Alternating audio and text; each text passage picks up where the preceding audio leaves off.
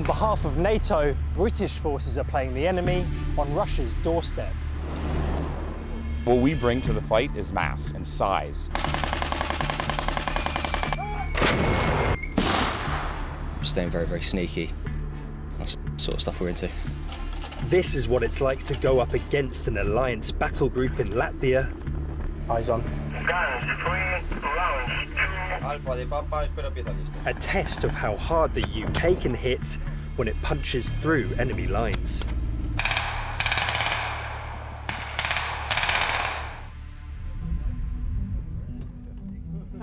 Part of NATO's enhanced forward presence, Canada leads a multinational defence posture in Latvia, one of several countries with bolstered defences on the eastern flank of the alliance.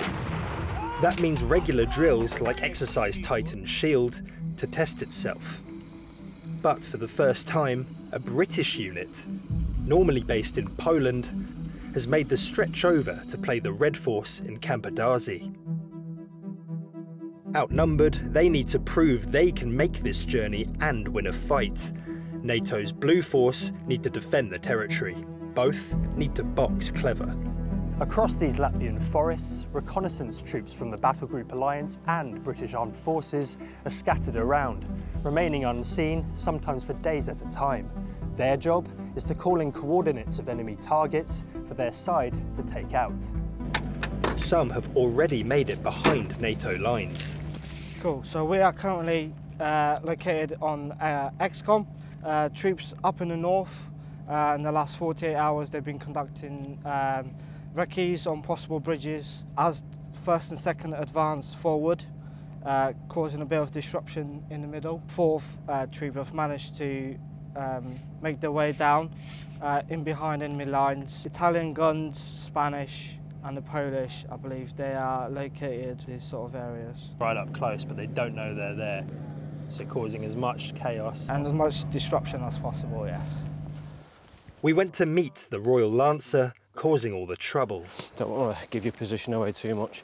We'll stay essentially quiet, low as possible, stay infiltrating, identify targets for artillery, and then push through on foot and give them hell. The stuff that feeds the battle group soldiers at the front there, make sure that they can do their job.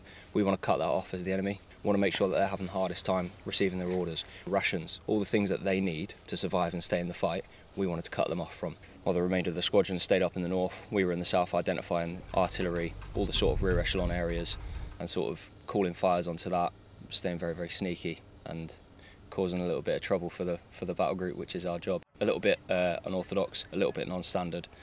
That's the sort of stuff we're into. And can you give me a bit more detail on what's coming next? I wish I could. The coordinates allow the Susanna guns of the Slovakian artillery, UK allies in this mission, to target the enemy. Like heavy metal hide and seek, they move out of cover to fire positions, then fall back to the tree line so they can't be spotted by NATO's recon drones.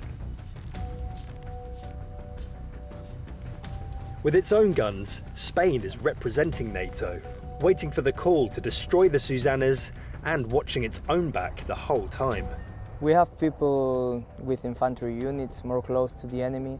We can provide the first support. The problem is that we could have units in our back, so we have to cover all the sectors. We know where they are more or less, but we don't know all the movements that they did.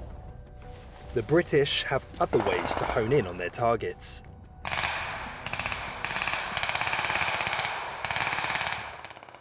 So explain to me what we've just seen. It felt like they were firing at us there. They pulled up and suppressed in a general direction down the road to see if they can draw out the enemy's fire. They're essentially waiting to see if they get anything back, and if they do, they know where everyone is. Yeah, so basically it's a risky move. NATO's Blue Force is being sized up from left, right and above.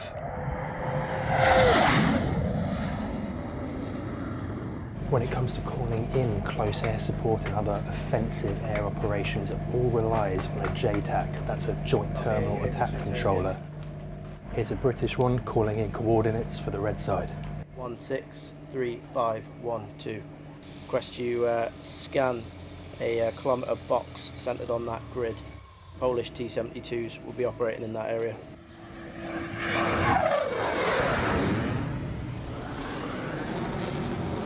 It's a similar process to the Sasana guns. However, the intricacies with aircraft is we're trying to get the aircraft to physically get their eyes on the target that we're discussing. If it's guys from the reconnaissance troop and they're feeding that information to me, it's got to travel either by voice or data to me and the commander. We've got to make that assessment. I've then got to produce a CAS brief to send to the aircraft. We then have a conversation, me and the ground commander, whether we're going to strike that target or not. The big thing we're trying to test is not firing the guns for small targets, because once the guns fire, they're then picked up on the Canadian battle group's radar. We found the Canadian defensive position on the western side. There we engaged and destroyed 2 of their armoured vehicles as well as some of their dismounts. Time for enemy UK forces to put their attack plan into operation. We are a small, collective, cohesive unit. Many of us have known each other for years. It works, mate, it works. These are reconnaissance soldiers that you see behind me, and they've learnt the ground very quickly. We're vastly outnumbered, vastly outgunned. Any opportunities that we've been able to get, we've exploited. The only way that you're going to be able They are digging their defensive positions. So the covering force is very similar to what we do as a core role in terms of reconnaissance. And so the first thing that we had to do was get into the recce fight. We won that. Tonight, the squadron will go out and find the enemy and then start to try and have an effect to shape the battle picture. Moving to position, the attackers get to choose where the fight happens, but not how. The vehicle left.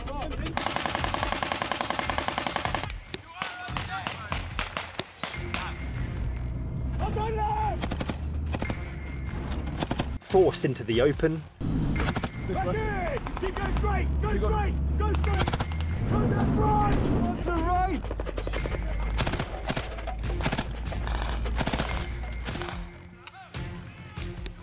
they're cut off and kicked back. There's 2 of them.